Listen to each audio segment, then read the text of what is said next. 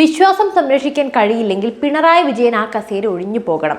കേരളത്തിന്റെ മണ്ണിൽ നിന്നും ആഭ്യന്തരമന്ത്രി അമിത്ഷാ മുഴക്കിയ ഈ വാക്കുകൾ വെറുമൊരു രാഷ്ട്രീയ പ്രസംഗമല്ല, മറിച്ച് വരാനിരിക്കുന്ന വലിയൊരു രാഷ്ട്രീയ കൊടുങ്കാറ്റിന്റെ സൂചനയാണ്. ശബരിമലയിലെ സ്വർണം കൊള്ളയടിക്കപ്പെട്ടതിന് പിന്നാലെ 2 മന്ത്രിമാർ സംശയത്തിന് നിഴലിലാണ്. കേരളം ഇന്ന് ഉറ്റുനോക്കുന്നത് തിരുവനന്തപുരത്ത് അമിത്ഷാ നടത്തിയ സ്ഫോടനാത്മകമായ വെളിപ്പെടുത്തലുകളിലേക്കാണ്. എന്താണ് കേരളത്തിൽ സംഭവിക്കാൻ പോകുന്നത്? കേരള രാഷ്ട്രീയത്തെ പിടിച്ചുലയ്ക്കുന്ന വാർത്തയുമായാണ് അമിത്ഷാ തലസ്ഥാനത്ത് കഴിഞ്ഞ ദിവസം എത്തിയത്.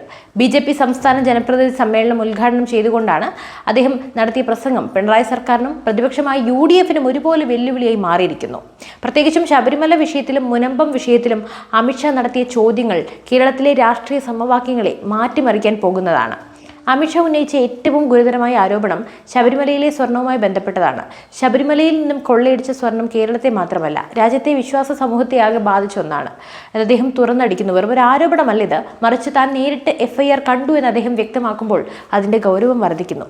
പ്രതികളെ രക്ഷിക്കാൻ FIR-ൽ പഴുതുകൾ ഇട്ടിട്ടുണ്ടെന്നും 2 മന്ത്രിമാർ ജനങ്ങൾക്ക് മുമ്പിൽ സംശയത്തിന് നിഴലിലാണെന്നും അദ്ദേഹം വെളിപ്പെടുത്തി. മുഖ്യമന്ത്രി എന്തിനാണ് ഇവരെ ന്യായീകരിക്കുന്നതെന്നും ശബരിമലയിലെ സ്വർണം എവിടെ പോയി, ഒരു സ്വതന്ത്ര ഏജൻസിയെ കൊണ്ട് അന്വേഷണം നടത്തി സത്യം പുറത്തു കൊണ്ടുവരണമെന്ന ഷായുടെ ആവശ്യം ഭരിക്കുന്ന സർക്കാരിനെ വിയർപ്പിക്കുമെന്ന് ഉറപ്പാണ്.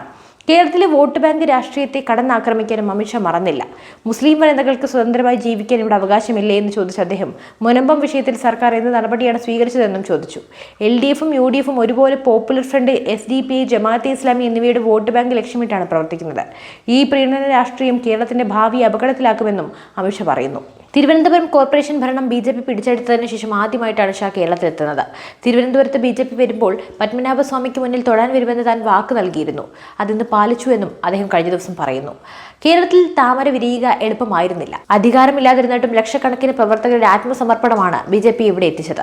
എന്നാൽ ലക്ഷ്യം ഇനിയും അകലെയാണ്. കേരളത്തിൽ ഒരു BJP മുഖ്യമന്ത്രി ഉണ്ടാവുക എന്നതാണ് വരാനിരിക്കുന്ന നിയമസഭാ തെരഞ്ഞെടുപ്പിന്റെ പ്രധാന ലക്ഷ്യമെന്ന് അദ്ദേഹം പ്രഖ്യാപിച്ചു. 2047 ഭാരതം വികസിത രാഷ്ട്രമാകണമെങ്കിൽ കേരളം വികസിക്കണം. എന്നാൽ നിലവിൽ കേരളത്തിലെ വികസനം സ്തംഭനാവസ്ഥയിലാണെന്നും അദ്ദേഹം കുറ്റപ്പെടുത്തി. ലോകം കമ്മ്യൂണിസത്തെ കൈവിട്ടു, ഇന്ത്യ കോൺഗ്രസിനെ കൈവിട്ടു, ഇനി കേരളത്തിന്റെ ഊഴമാണെന്ന സന്ദേശമാണ് അദ്ദേഹം നൽകുന്നത്.